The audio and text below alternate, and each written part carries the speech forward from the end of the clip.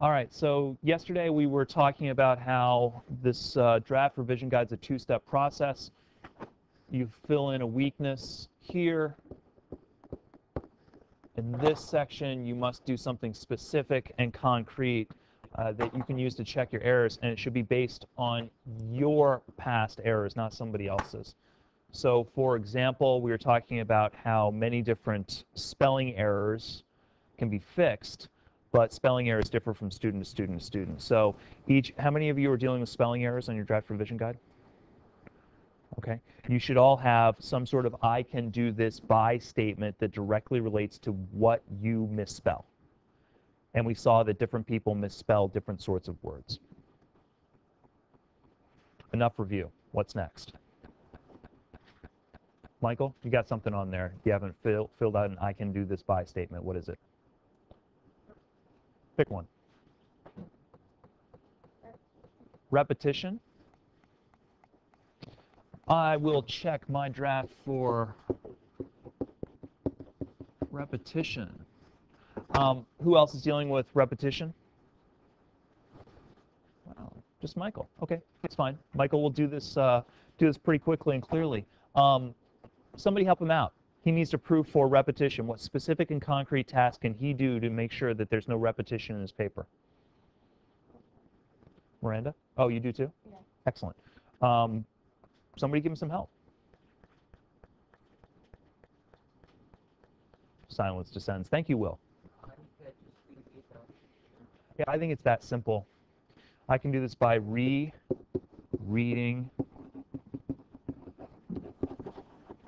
the entry.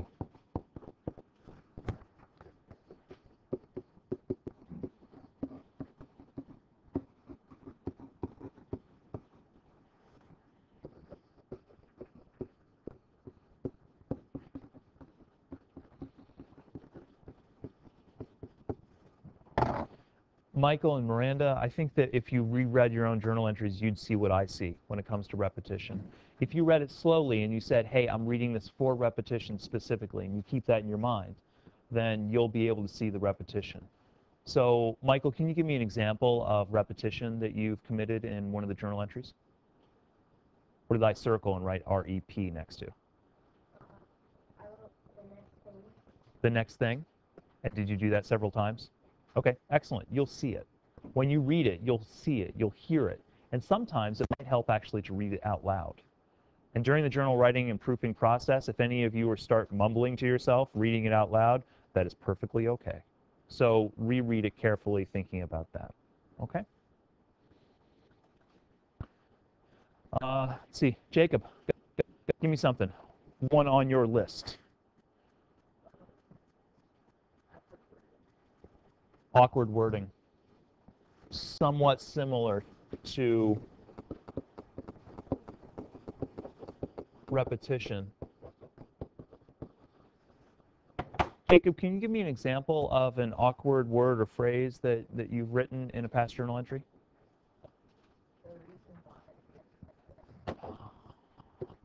Got it.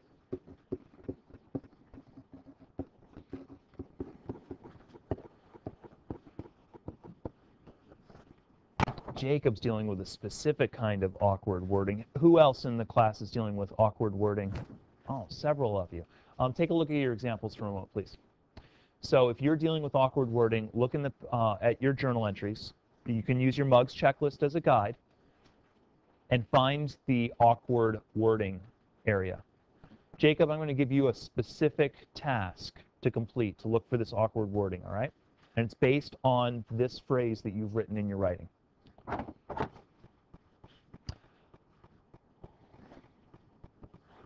want you to look for those two words together. Reason and because. No, that close together. You will always have, if you are writing those two words together, it'll always be this kind of formation. The reason why is because. The reason we did this is because. The reason I like McCord is because. When you proof, and here's your specific I can do this by statement. I can do this by looking for reason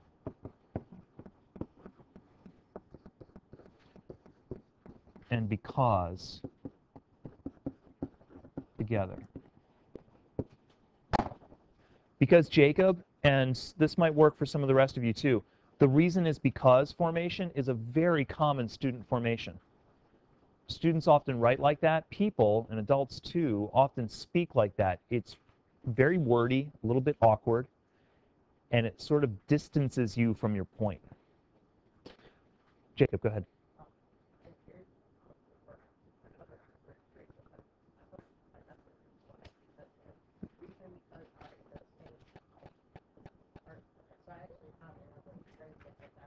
In other words, it worked? Yeah, so you could now read your draft the way I read your draft and find those and pick them out? Perfect. But Jacob, now you've got to revise them. Tell you what, let's do this. Take one of those sentences and type it into the board for me, please, and I'll show you how to fix it.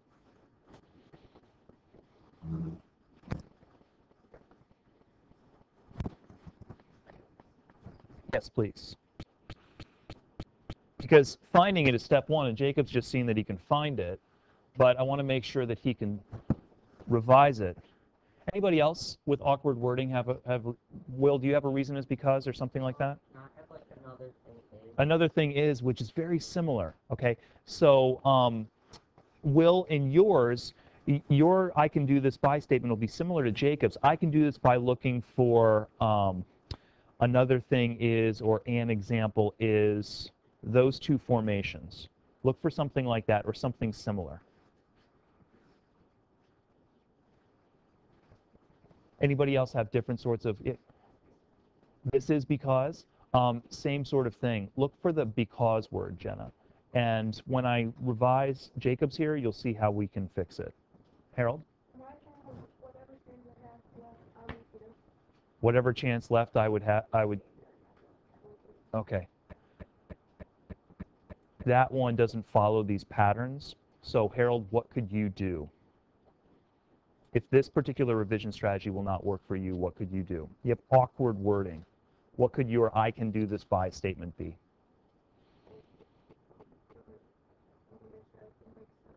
How do you do that? Out loud. I want you to reread it out loud. Here's the difference between your reading ability and mine. I've been reading constantly for so many years that I can pretty much hear the way everything flows in my head. Whereas at your age, reading is still relatively new, comparatively. So it will help you to actually read it out loud. So read it out loud. And some of that awkwardness, if it doesn't flow well, if it seems wordy or clunky, then it is. Okay. Okay.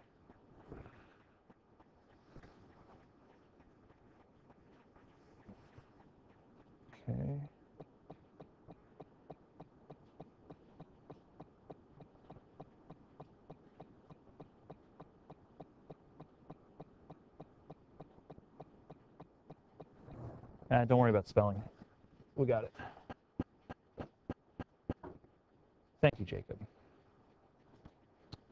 Okay, we're not worrying about spelling or capitalization or anything else. I just want to work on this reason why is because. The reason why is because I enjoy playing basketball and it's also a great exercise. Can somebody rewrite that for me, please?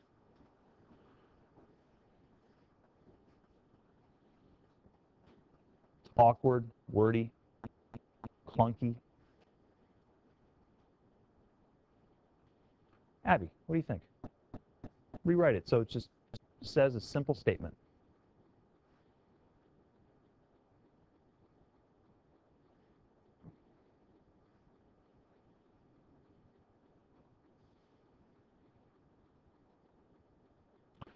Abby, let's break it down.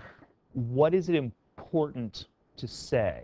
In other words, what words or phrases in his sentence are important? He enjoys playing basketball. That's important. I agree. Something else that's important. It's great exercise. Let's kill everything in that sentence that does not express that. Thank you. Everything that he's written at the beginning is just filler. It doesn't really do anything. It doesn't say anything. If you start listening to the way people talk, you'll realize people talk with a lot of words that don't actually say anything. In writing, I will coach you to eliminate those words. And here's one lesson. Eliminate reason is because statements. Eliminate another thing is statements. Eliminate this is because statements. And just say what you want to say. That's a better sentence. Straightforward, to the point.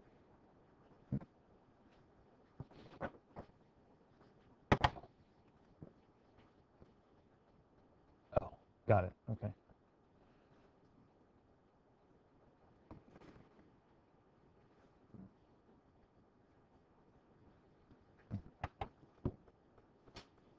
There we go.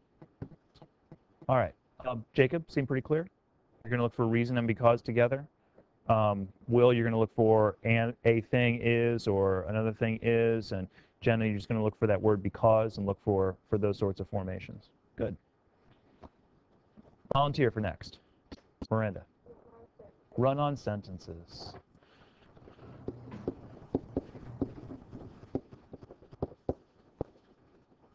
How many of you are dealing with run-ons? How many of you are dealing with comma splices? How many of you are dealing with sentence fragments? This will cover all of you, because the same basic strategy applies to all of these sorts of problems. What is the definition of a run-on sentence? Miranda, do you or anybody else know? Jacob?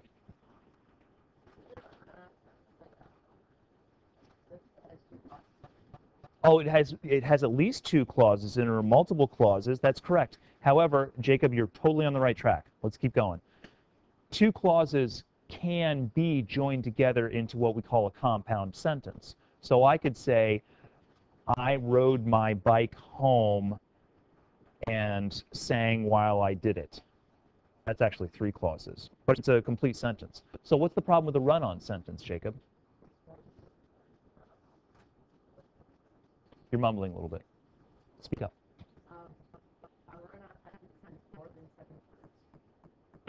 Somebody tell you that once? That it's more than 7 words? Okay, okay. It was probably a good elementary school rule of thumb, because most elementary students, if they're writing more than 7 words, are probably writing run-ons. But it's not always the case. Somebody tell me what the problem is. Jacob's taken the first step. Harold. There's no commas. It's not necessarily commas that are the problem. What? We need conjunctions. We need joining words. So let's look at our definition first. Our definition of run-on sentence. Clauses without proper joining.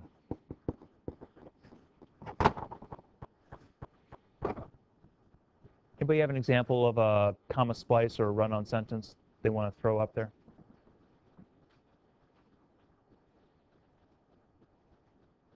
No?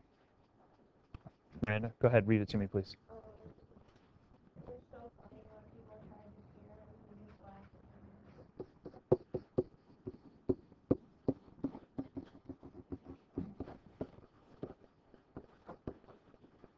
I'm sorry, I lost it after this. It was so funny when people what?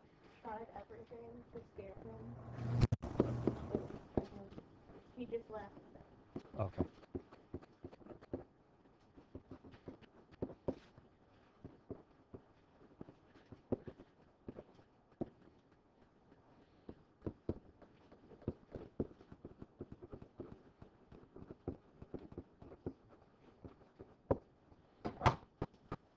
Good. Can somebody tell me where the sentence starts to run on, where the missing conjunction is, where we should put some sort of conjunction or joining word? I'll read it out loud. Hold on a second, Jacob. It was so funny when people tried everything to scare him, he just laughed at them. Go ahead, Jacob, where is it?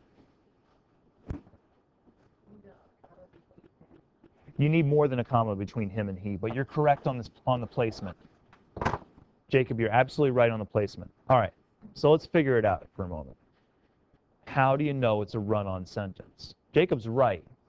How does he know that?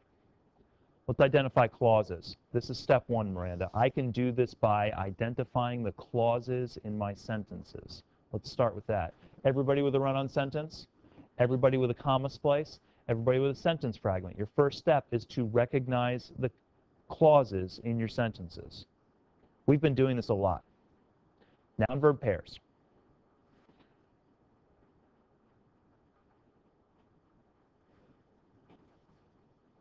Recognize the clauses in your sentences. And you know what? Until you can do that automatically, wouldn't hurt to go through a journal entry and underline or circle the noun-verb pairs. Calden, find a noun-verb pair in the sentence for me, please. There are 3.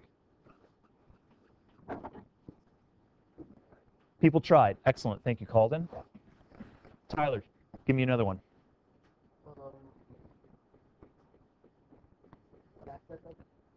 Laughed is your verb. What's the noun doing the laughing? Nope, they're not laughing. He. Close. He laughed. Can somebody find the last one? Nicely done. 3 clauses. They need glue between them. 2 of them are joined properly. Lauren, do you see a joining word that is properly joining 2 of the clauses? I've got clause 1, 2, and 3. Which 2 are properly joined? Okay. Where's the joining word? Oh, you said 2 is the joining word? Oh, nope, 2 is not the joining word. Look at the clauses. Here's a clause, and here's a clause, which means somewhere between those 2 we need a proper joining. What's the word? Correct. When is a proper joining word. So if you were to stop the sentence here, Miranda, it would have been fine because you have 2 clauses with a joining word. No problem. Jacob's identified that you don't have any sort of joining word. Do you see how it just sort of runs on from one to the next? Okay. So what could you do, Miranda? How do you fix this problem? Excellent. You could split. Very good. Period. He just laughed at them. That works. Can somebody give me a joining word if she wanted to keep all 3 clauses together in the same sentence? What would you place in the position that Jacob just identified? It was so funny when people tried everything to scare him. Yes, Will. But he just laughed at them. That's fine. Or because he just laughed at them would be fine too. No longer a run-on. Miranda and everybody else, you need to start to read sentences as I read them, and that is as clauses. See your clauses. Once you see your clauses, you'll start to notice when things run on. So let's get back to the I can do this by statement.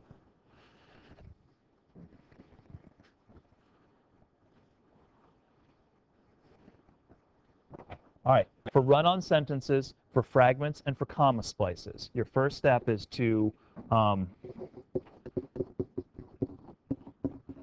notice clauses.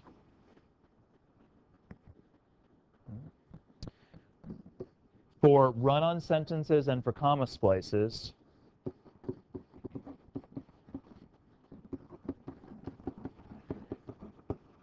you look for joining words. For fragments, what do you look for? What's the definition of a fragment? Andrew, what's a fragment? Sentence fragment. Come on, you know what the word fragment means, right? It means a piece of something. Often a broken piece of something. What do you think?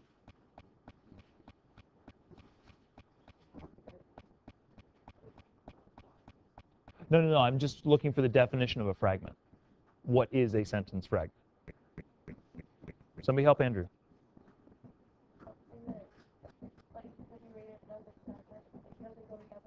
That's correct, but that could be said for a lot of different things. The small part of like a sentence. Okay, but what's it missing? If it's a small part, what's the problem? Come on, we're talking in grammar terms. It's missing a full clause, right? So it has noun but no verb, or it has verb with no noun. So it's broken. When you're looking for sentence fragments, you notice your clauses. This is CS or RO for the fragment.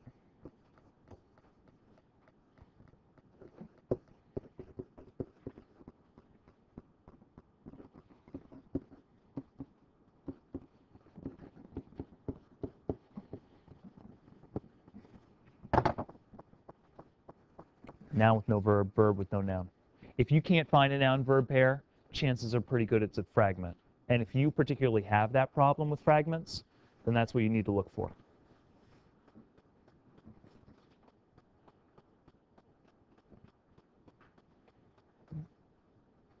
I asked you to take one journal entry and notice all the noun-verb pairs in it. And it took us days to figure that out.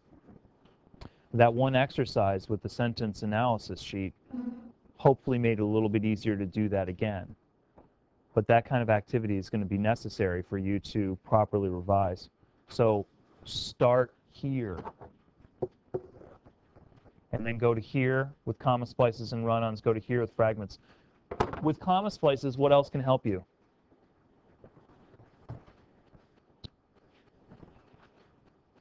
Jessica, if you're dealing with a comma splice, what else can help you identify where a comma splice might be? Yeah, besides that. Comma splices are unique types of run-on sentences. How do I know? How do I look for them? I look for commas, correct. So Elia and anybody else dealing with comma splices, don't just look for any old sentence. Look for the sentences with commas. Before I leave this, I'd like to see a comma splice. Somebody have a comma splice that they could offer? Circle around the comma CS.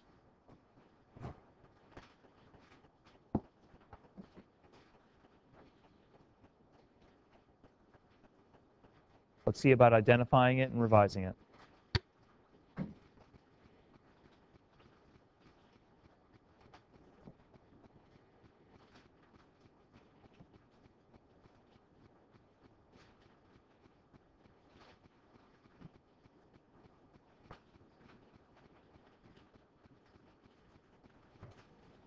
It's on the back page of your MUGS checklist. Have your MUGS checklist out, please. Turn to the back page. You have one? Excellent, Lauren. Thank you. I want you looking at your own example. Remember, don't just mindlessly look at what Lauren's typing up on the board. Look at what she's doing and what you were doing at the same time.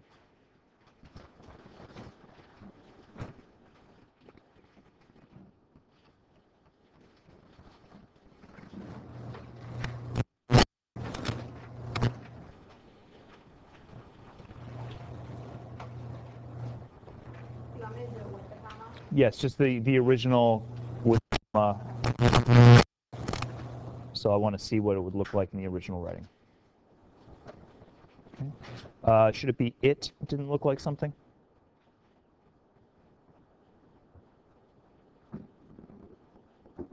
Yeah.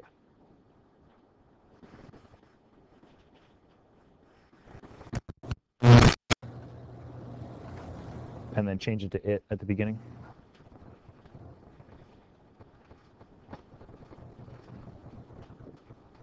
Excellent. Thank you, Lauren.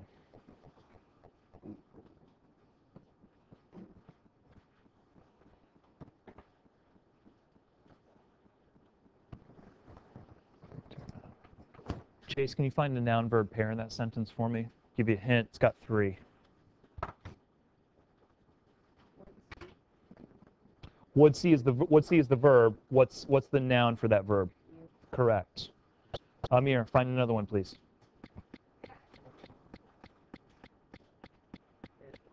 It looked. Excellent. Let's see here. Jenna, can you find the last one?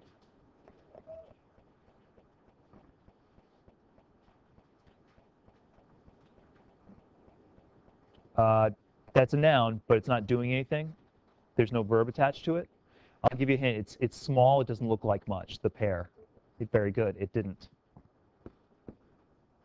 Okay, just like the example before, Miranda's example, 3 clauses. 2 of them are properly joined with a joining word. Drew, can you tell me where 2 clauses are properly joined with some kind of joining word? Is it clause 1 and 2 or clause 2 and 3? 1 and 2. Excellent. What's the joining word? Yeah, very good, Drew. Nicely done. It didn't and that. Lauren committed a comma splice. It's almost, you see how it's almost the same thing as what Miranda did? It's called a comma splice because Lauren thought she was properly joining, as all the rest of you that commit comma splices think also. But what you must realize is that you need some kind of joining word. Can't just be a comma. Clauses cannot run into each other until they have been joined by some sort of word. Otherwise, you use a semicolon or you just split, as Miranda did with her sentences. And in this one, I think it would be good to split and just raise caps on the I. But you're not going to know that unless you start seeing sentences as clauses. And that's how I can find them so quickly. I see sentences as clauses. All right, questions on that? So that's run-on sentence, fragment, and comma splice. Okay, so what have we done? Run-on sentence, comma splice, fragment, awkward wording, repetitive structures, spelling errors, capitalization errors. Is that correct? Are there any others that we did?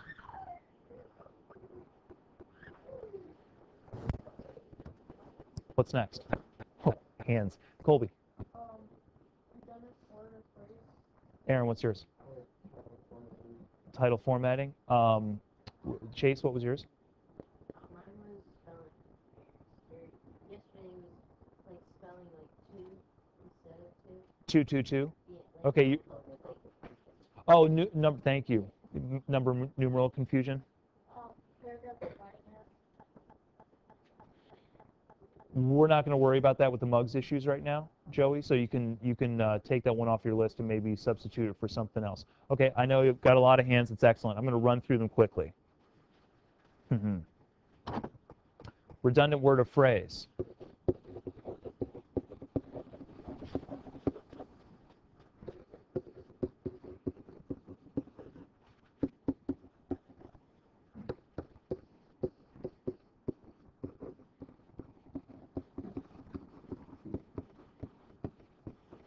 Colby and everybody else, when you ask a peer to reread, what must you do in order for that strategy to be effective?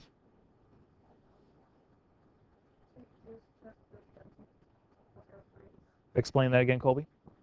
So, like, if they reread, like, your peer rereads it, you just ask them to look through the redundant word or phrase. And possibly giving them an example of what you've done in the past would help also. So if I walk up to Miles and say, hey, Miles, I'd like you to read my journal entry. See what I did in this journal entry where I basically say the same thing over and over again? Could you look to see if I do that at all? And then Miles says, sure, I'll look for that. And then that's all he's reading for. And Miles, being a responsible student, will not care about the spelling. He's not caring about the capitalization. He's only looking for that redundant word or phrase. So Colby, unfortunately, that's pretty much the best strategy you can do for redundant word or phrase. All right, so that'll pull that.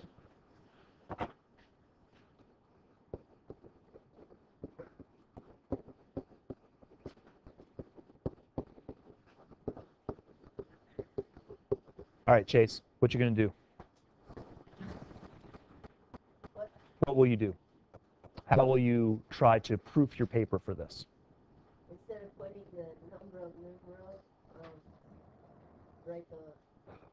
Well, not always. Not always, but that's true. But Chase, what I'd like to do is sort of unpack this into separate steps. So first, when you're reading through your journal entry, what are you looking for? That's right. So I can do this by underlining all numbers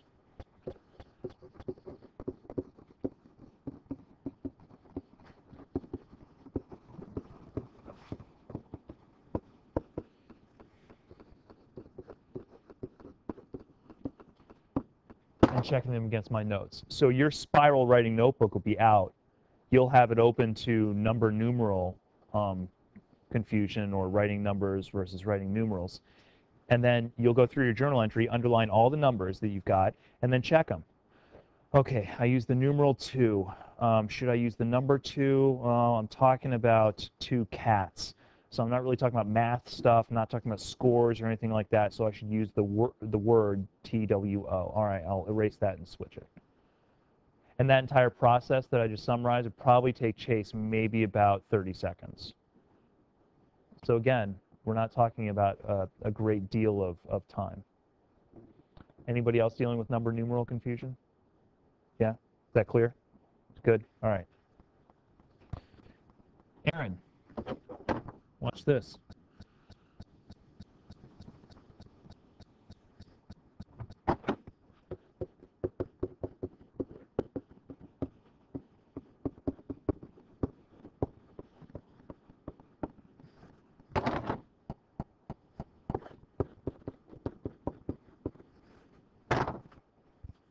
That's it.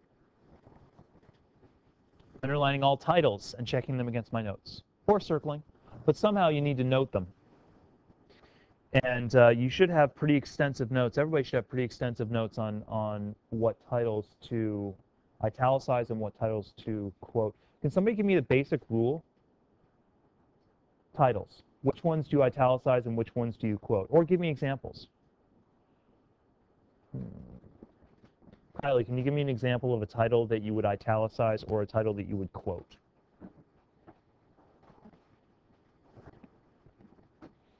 Or let me make it simpler. A song, quoted or italicized? Quoted is correct. The album on which that song appears, quoted or italicized? That one's italicized. Can somebody tell me what the difference is between the two? Harold? Very good. Song is the little part of the bigger part. The bigger part is italicized, the little part is quoted. So an article title is quoted, as you saw with your research reports, but the website on which you found it is italicized. So that should be in your notes, Aaron and everybody else. And at that point, you've just got your spiral open, as Chase did with numbers and numerals, and you underline all the titles and you double check it. And you're checking your capitalization mechanics with them as you go, probably. All right, what else did we have? Andrew, what was yours? Vague pronouns. Jacob, what's yours? Comma errors. Matthew? Comma errors. Ooh, voice shifts, yeah. Voice shifts too. I'm going to do vague pronouns and voice shifts, and then we're going to deal with commas sort of all together at a time when we can do that. Maybe that'll happen on Friday. But we got plenty of time before the high stakes journal entry next week. So let's deal with the voice shift.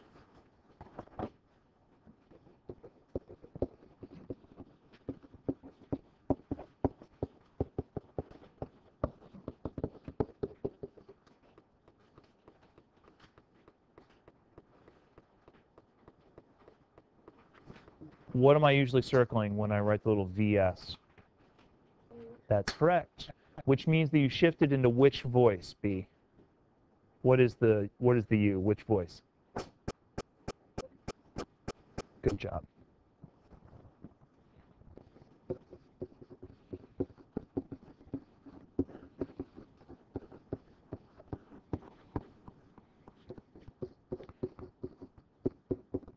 That's my question to Kylie and everybody else facing this problem. Did you ever see the VS circling a pronoun that is not you or your? You should take a quick look.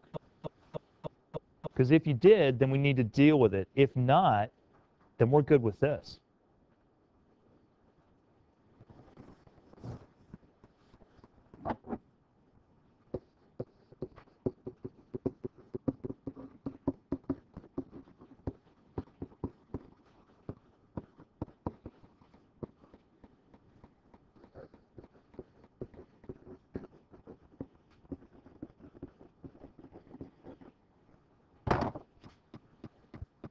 If you have one you isolated in a paragraph among a sea of I's and me's and we's and they's, then change it. It's a voice shift and it's unnecessary.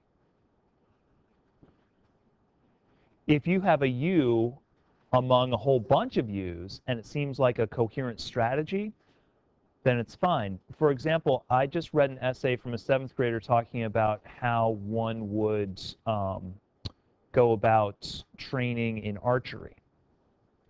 And he wrote it in the 2nd person voice pretty consistently. Starts off in the 2nd person voice. First you do this, then you do this, then you do this. And that's fine because it wasn't a voice shift. He was consistent with it. So if you're consistently writing in the 2nd person voice, all of this is fine. But if you see the you in the paragraph and it sticks out like a sore thumb, that's what I'm seeing. And I'll circle it and write voice shift. So look for that. That one should be pretty simple too.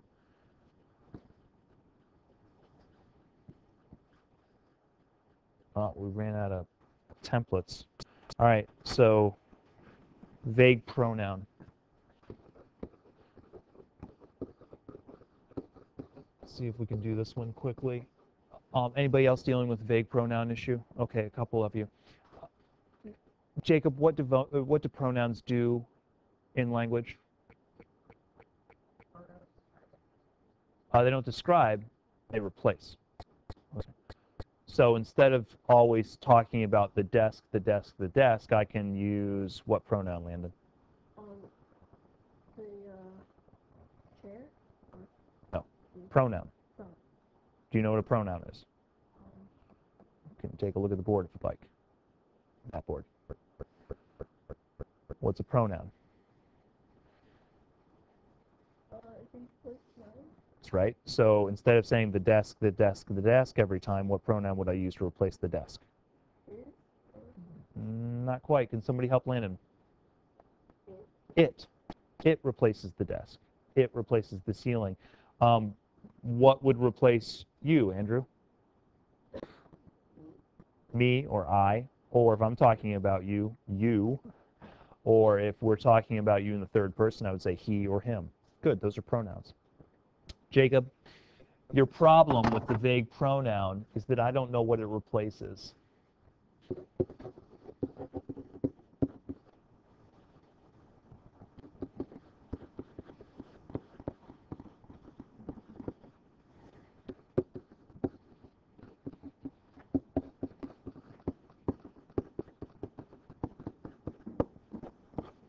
I know exactly what that replaces because I see desk, and it makes sense.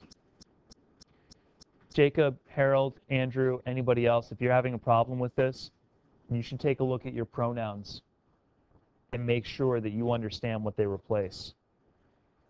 Do I understand who he is? Only if somewhere up here I've established who he is. Somehow he has appeared in my discussion, and so he works. Do I understand what it is? If I'm scanning through my journal entry and I say, oh, what's it? It's desk. Okay, I'm good. I move on. But you should recognize pronouns. Jacob, can you give me your example of your vague pronoun?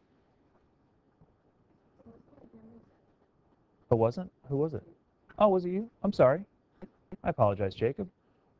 Andrew's a master of ventriloquism. What's your example? They and it. They and it. Can you give me an example of a they sentence where it was vague?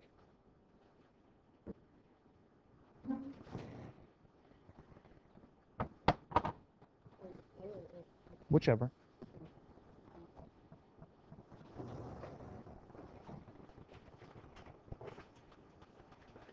I was just stunned by the bad things they did to the slaves. I was just stunned by the bad things they did to the slaves. You're talking about having dinner with Abraham Lincoln, right? And you want to discuss with him the treatment of slaves. Who are they? Slave masters or slave owners. Excellent. But that never appears in your writing, right?